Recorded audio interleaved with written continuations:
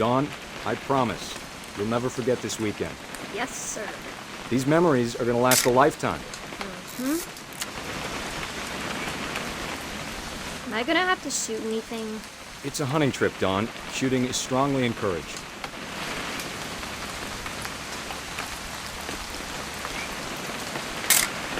Perfect. It's gonna rain the whole weekend, isn't it? I will never forget this weekend, Dad. That's the spirit. Okay, got it. I'm gonna take some pictures, okay? Just be careful. That camera's older than you are.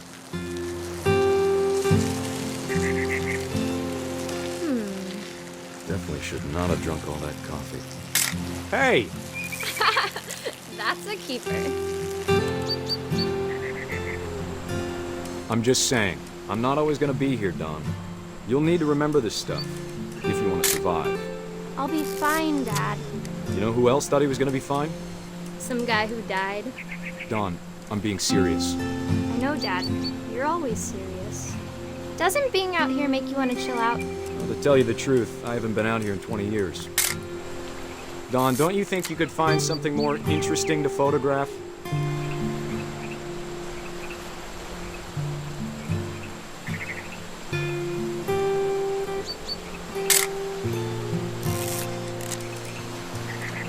Last time I was with my brother Calvin. Man, that was a great trip. Your grandpa Sven taught us how to fish, how to build a fire. We found an old logging trail. There were deer everywhere. I bet if I could remember where that trail was, we'd spot a buck for you in no time. Dad! Good eyes, Dawn.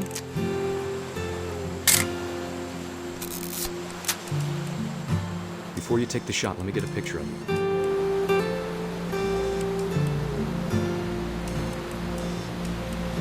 Dad, I... Just breathe. Turn off your mind. Let me get behind you. Do I have to do this? Dawn, you don't have to do it. Great shot, Dawn!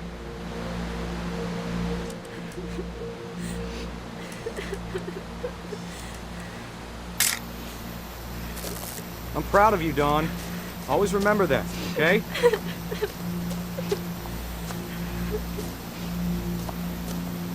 Dad, it's twitching. I think That's it's totally so... normal, Dawn. Just focus on the camera. Try not to think about... Dad!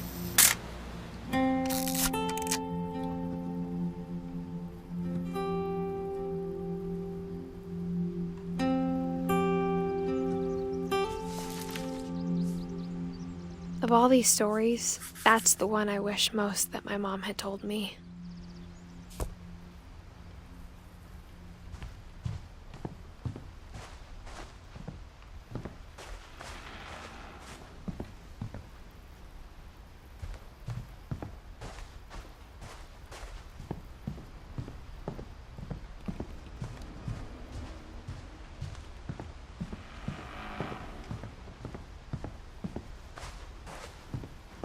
Sam spent his life shooting photos, but Mom said he got nervous being in front of the camera. I guess we're all afraid of something.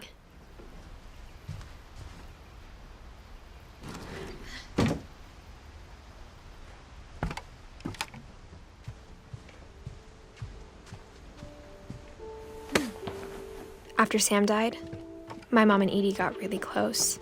They'd both lost a lot.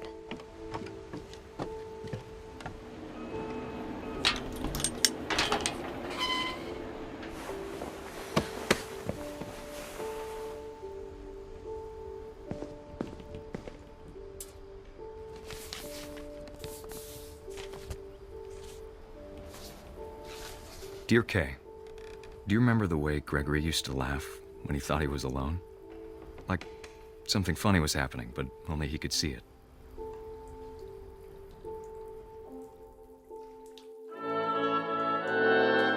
I think he saw things the rest of us don't.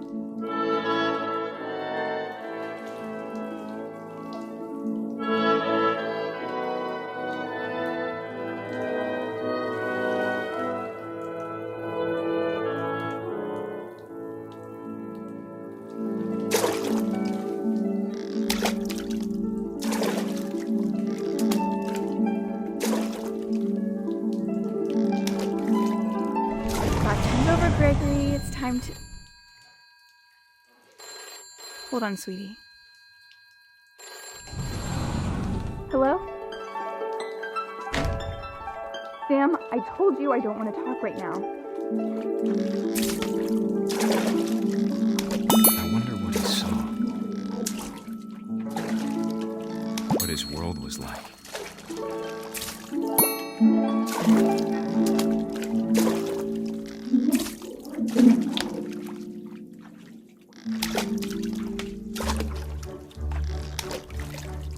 He reminded me so much of Calvin. Lost in his imagination. Whatever it was he saw. It sure made him happy.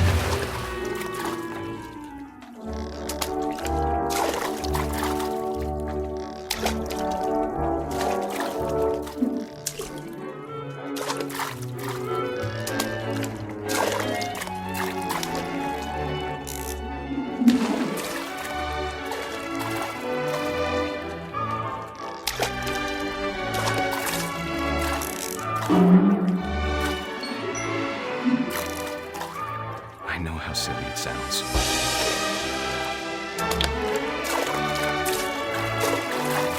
But I worried about a baby being too happy. I could feel him slipping away. Sorry about that, Gregory. I know you did everything you could. Maybe if I hadn't called that night. Damn it. Hold on, I don't want Gregory to hear this.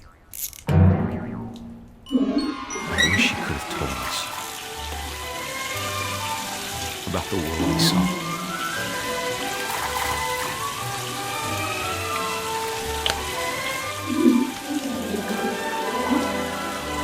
There's so much I don't understand about Gregory, about everything.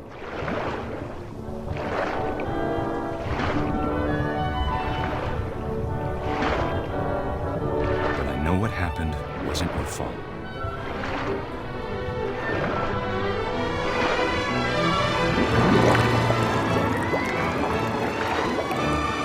I'm sure he's happy. He'd want you to be happy too. Good luck, Kay. Love, Sam.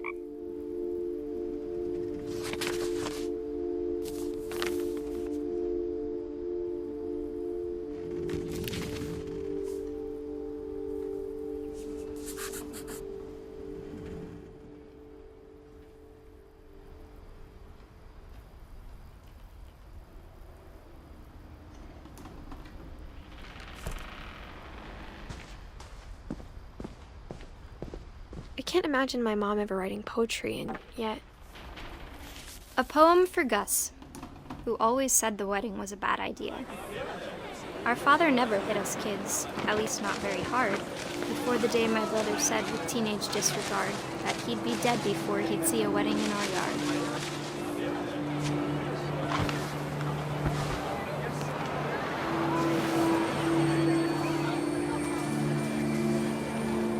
My father made him come, of course, but Gus stood far apart, just flew his kite and bottled up the storm inside his heart.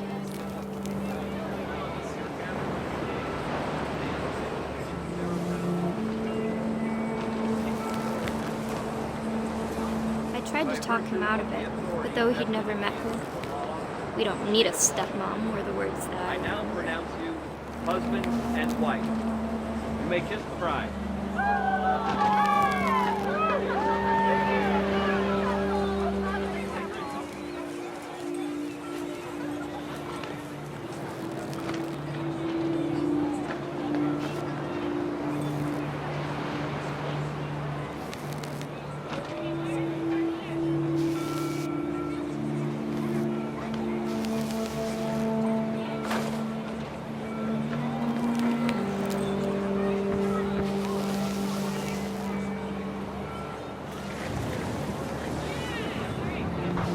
When the time for photos came, Dad ordered him to Come here.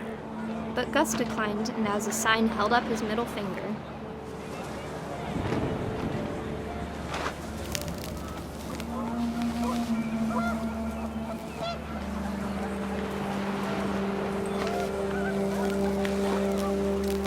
The wind picked up, and panicked geese appeared and quickly went. But all the humans did that day was go inside the tent.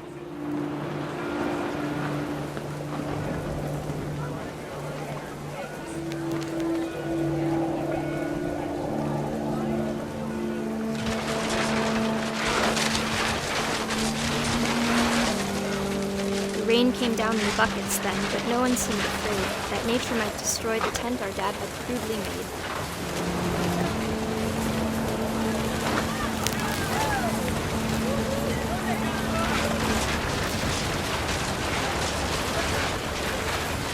The thunder sounded much too close and full of angry power. But all my father said to this was, "Make the music louder."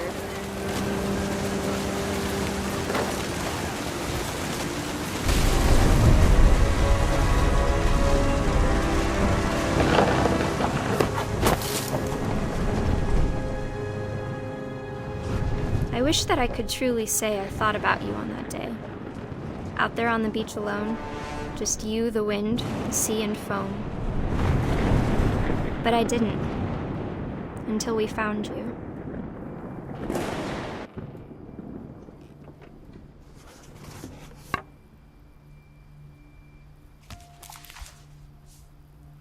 She never talked about him, but Mom told me once if I was a boy, they were going to name me Gus.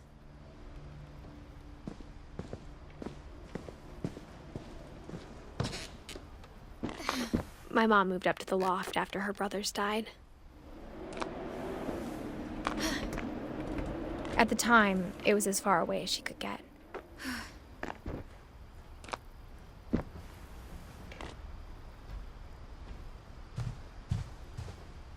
She spent a summer building houses in Calcutta, where she met my dad, Sanjay. My mom moved to India a week after graduation and got a job teaching English. Religion was another thing my mom never talked about, but I think it helped her a lot after her dad died.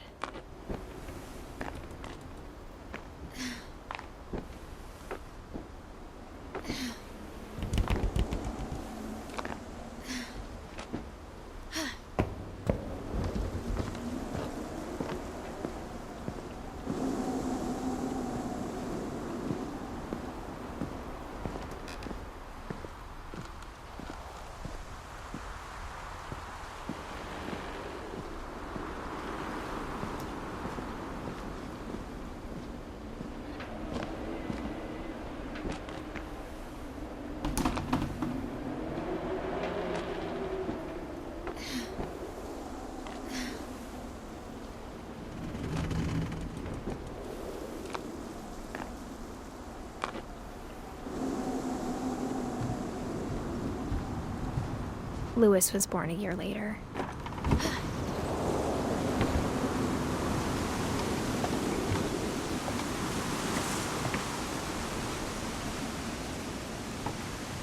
When my dad died, I don't think Mom knew where else to go. I'm sure Edie was happy to have her back. The house had to get a little bigger, but Edie was used to that.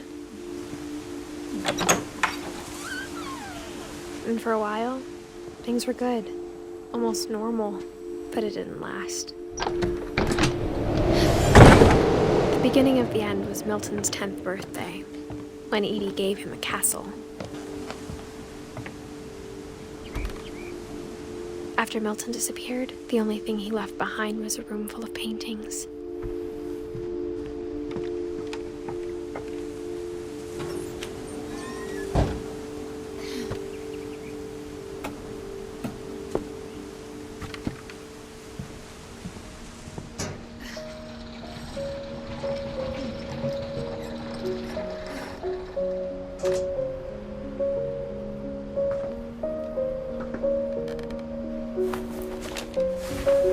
Edith Finch in The Magic Paintbrush.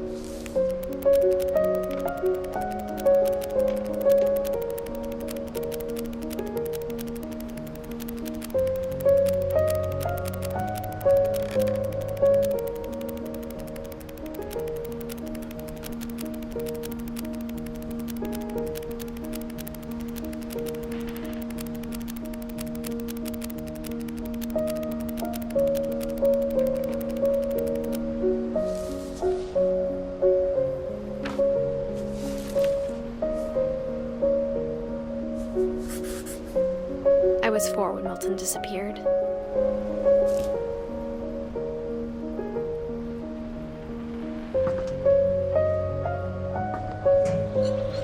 Mom spent months searching for my brother.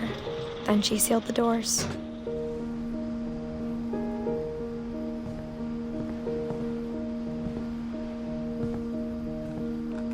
Whatever Milton had found in the house, Mom didn't want it getting out.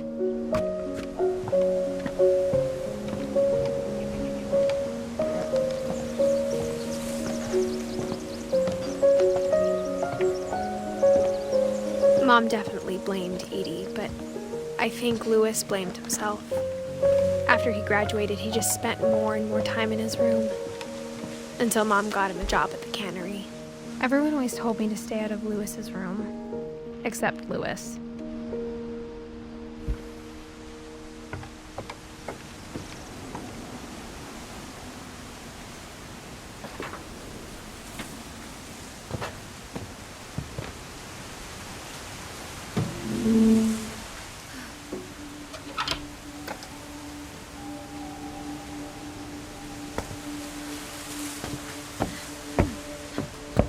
Louis's room smelled very, very familiar. That part of him lived on.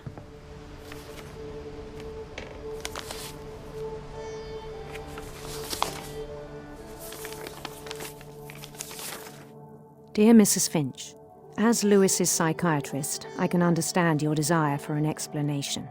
As I see it, the trouble began in January, shortly after we convinced your son to seek treatment for substance abuse. Newly sober, I believe Louis first noticed the monotony of his daily life.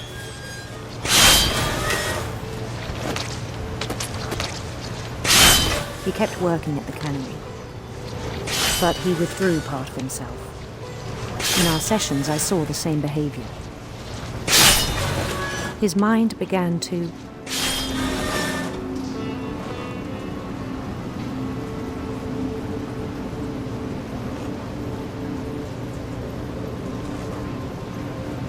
wander. I asked him to describe it. He said he started small. Imagining a labyrinth. He'd feel his way about. Then something moved. Bats. And toads.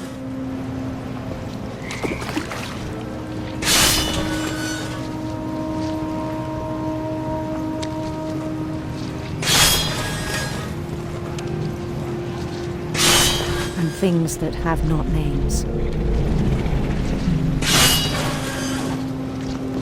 He knew it was all in his head, but he took it very seriously. I had hoped he'd find himself.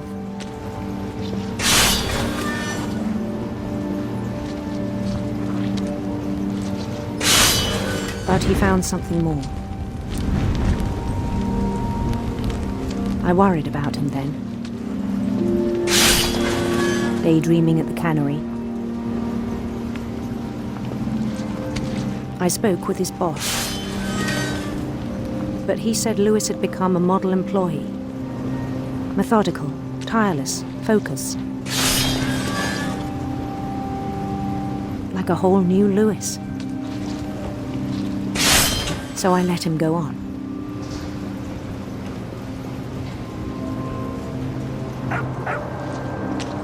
I even encouraged him. It seemed very promising at first. He told me he'd made a new friend.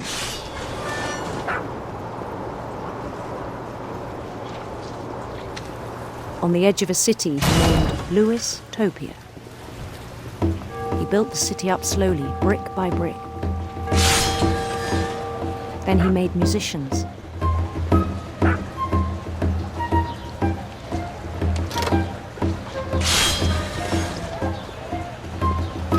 And songs for them to play. He talked about starting a band.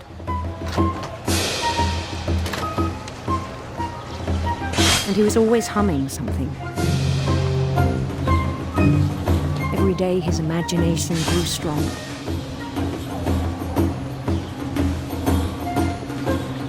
He no longer spoke at the cannery, but his chopping was as reliable as ever. Then one day it struck him that all the cheering crowds, even the stones under his feet, were all in his imagination, so he could do whatever he wished.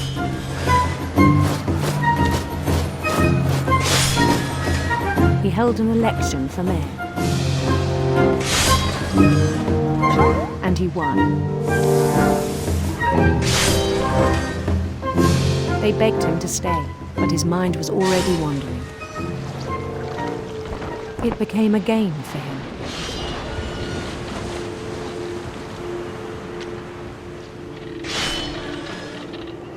He'd conquer a city, then immediately push on. New Louisville.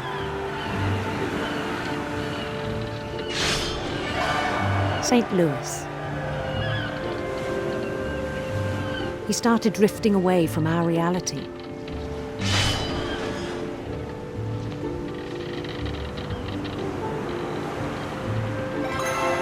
Minneapolis, until one day he forgot to go home from the cannery. Even as his mother pleaded with him, part of Louis kept sailing on.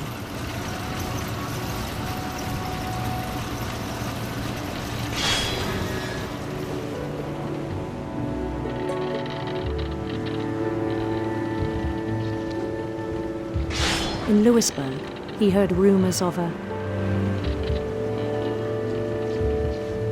handsome queen.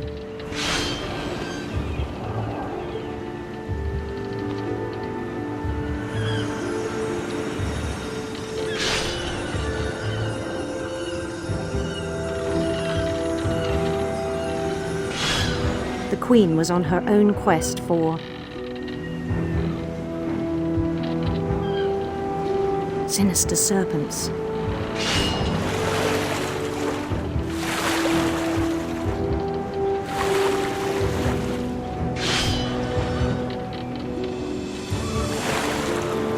He followed the sound of her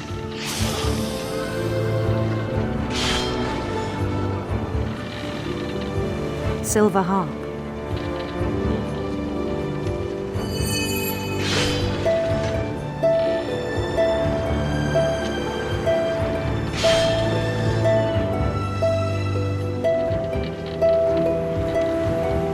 His chase led him to a golden palace east of the sun and west of the moon.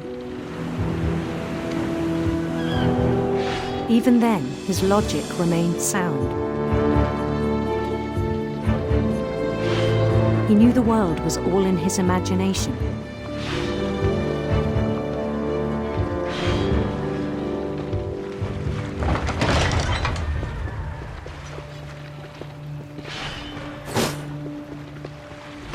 But he was so proud of having created it.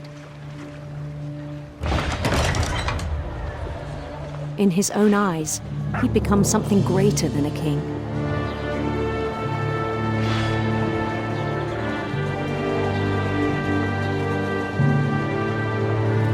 For someone who'd never known success in the real world, I think it was overwhelming.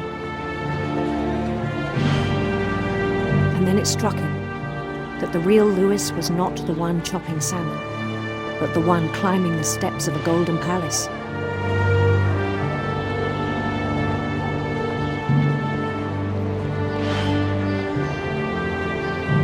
My imagination is as real as my body, he told me. It was hard to argue with him.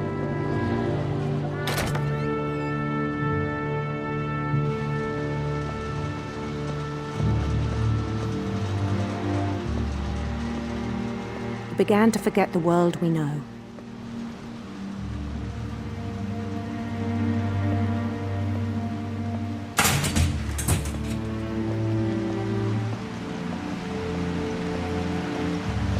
I think it pained him to remember Louis, the cannery worker.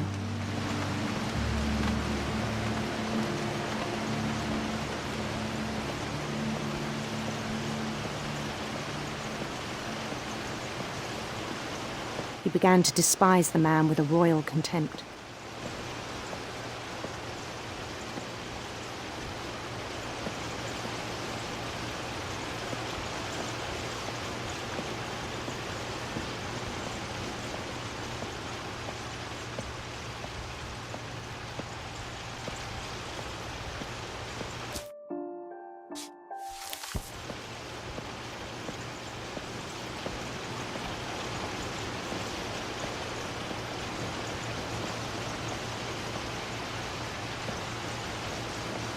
I still thought I could save him.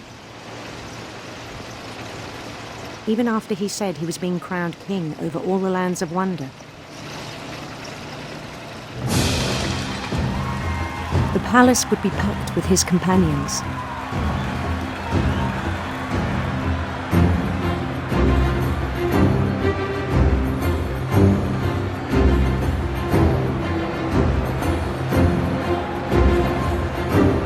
Including the wise Calico who'd insisted on inviting me.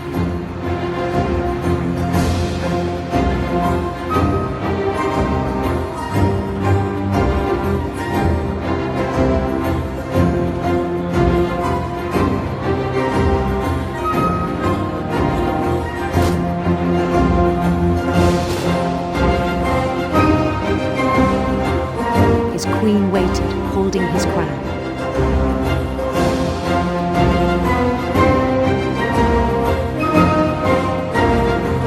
There was only one thing left to do.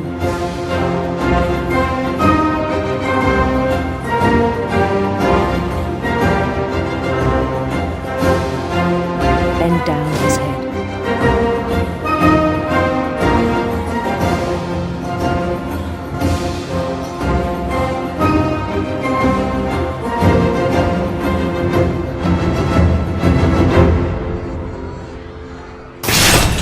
And the rest I think you know. Mrs. Finch, your son was a kind man who will be missed by all of us who knew him.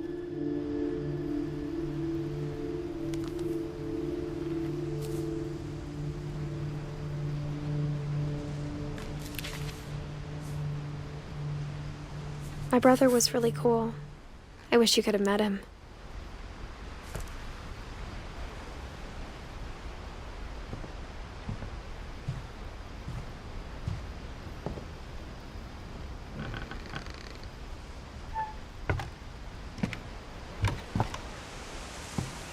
On the way back from Lewis's funeral, my mom told me to start packing. She waited until the day before we left to tell Edie. I'm not sure if she wanted to make it easier or harder.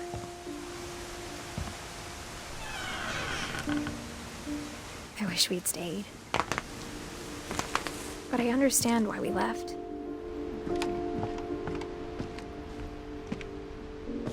My mom ended up leaving everything behind.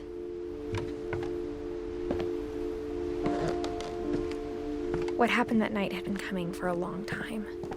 Maybe it should have come sooner.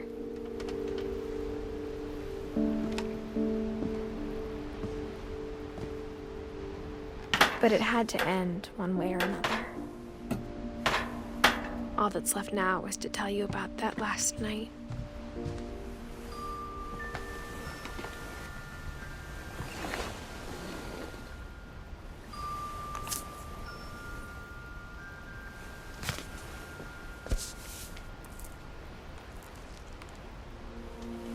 That whole last day, Edie just watched us pack and didn't say a word.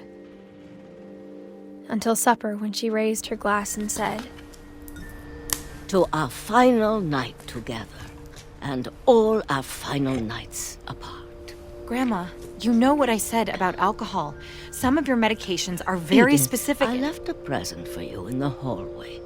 Why don't you go open it? The grown-ups have to argue now. I'm sorry, you're right. We're all leaving tomorrow. Let's just enjoy our last... I'm not leaving. Edith, you're excused.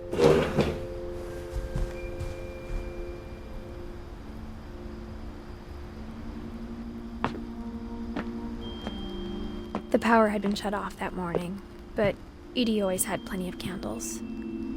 When my mom sealed the library, I don't think she knew about the other entrance. Or that Edie had a key to it.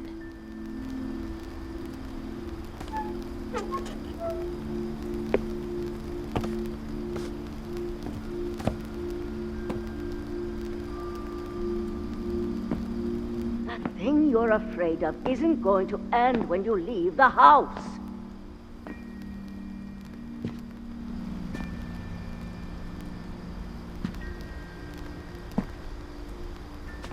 Edith has a right to know these stories. My children are dead because of your stories.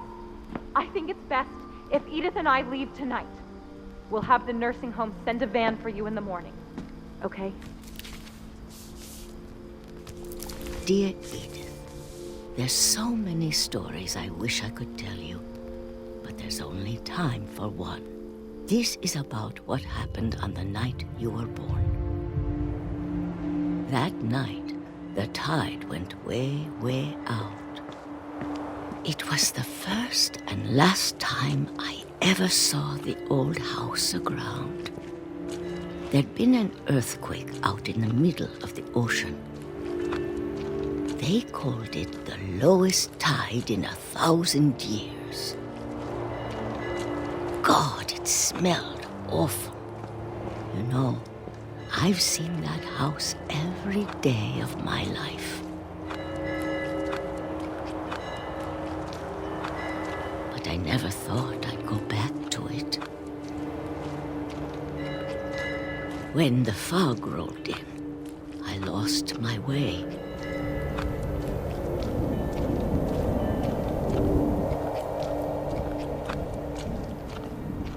I got turned around.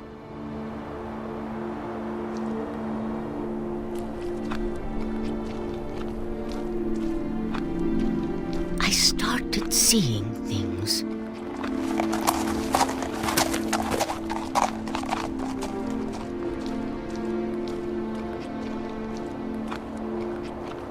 Things I'd forgotten had ever existed.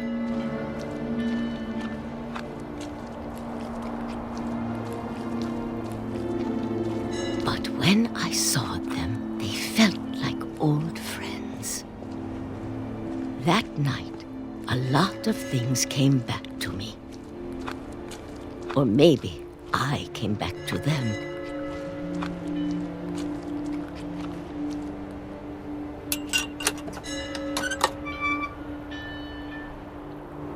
Things I can't explain, but that I need you to try and... Edith, what are you doing in here? It's mine. Edith! Mom, you're gonna rip it! Let go! I kicked and screamed, but Mom dragged me to the car. I never saw Great-Grandma Edie again. The next morning, the van came to pick her up, but she was already gone. After that, we moved around a lot.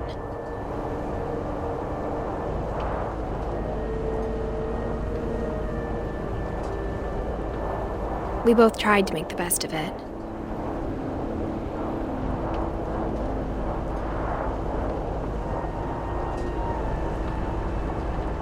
A few years went by.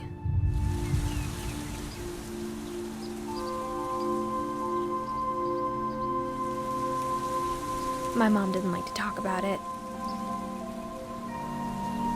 but she started getting sick a lot.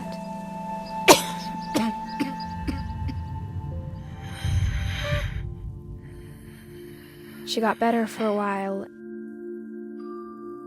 and then she didn't. And then I was alone.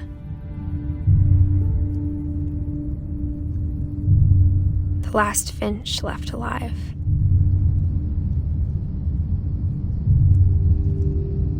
Until I found out about you.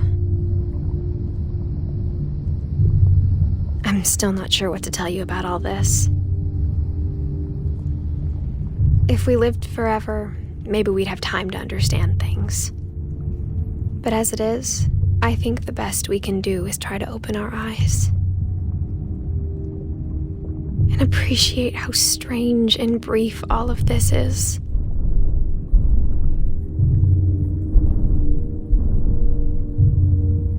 This journal was supposed to be for you.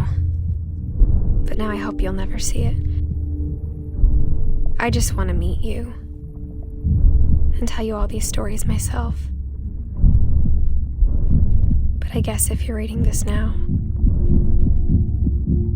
things didn't work out that way.